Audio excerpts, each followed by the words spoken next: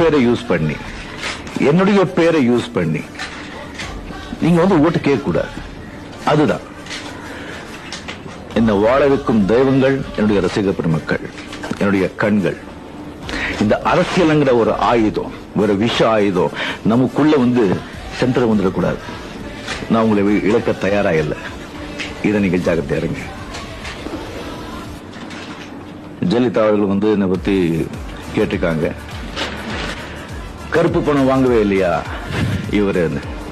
நான் கருப்பு பணம் வாங்கவே இல்லை அப்படின்னு சொன்னா நான் போய் சொல்றேன்.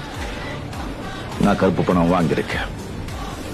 95% இருக்கும்போது 20 years முன்னால நான் அது வாங்கியிருக்கேன். ஓரளவுக்கு தான் வாங்கியிருக்கேன். அதுக்கப்புறம் எனக்கு புத்தி வந்த பிறகு நான் கம்மி பண்ணேன்.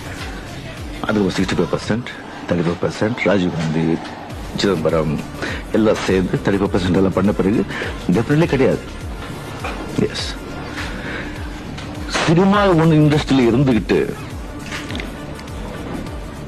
சினிமா இண்டஸ்ட்ரி பத்தி தெரிஞ்சிருந்து இந்த கருப்பு பணத்தை பத்தி அந்த கேள்வி எழுப்பிருக்காங்க செல்வி ஜெயலலிதா அவர்கள். இதனால எவ்வளவு கீழ்த்தரமா அவர் போயிட்டு இருக்காருன்னு சொன்னா, இந்த மாதிரி ஒருத்தர் இவ்வளவு பெரிய ஒரு ஏடிஎம்கே, இவ்வளவு பெரிய ஒரு பார்ட்டி, அதுக்கு ஒரு தலைமையை தாங்கியிருக்காங்க சொன்னா, எனக்கு எப்படி என்னுடைய ரசிகர் பாதி பேர் ஏடிஎம்கே இருக்காங்க, அது எப்படி அவங்க செய்திருக்காங்க எனக்கு தெரியாது. அண்ட் ஃபெரா நோ, எந்த கேஸும் கிடையாது. இப்போ கூட the highest taxpayer in cinema industry among artists is the only Rajinikanth. The record is there in income tax department. She can refer it.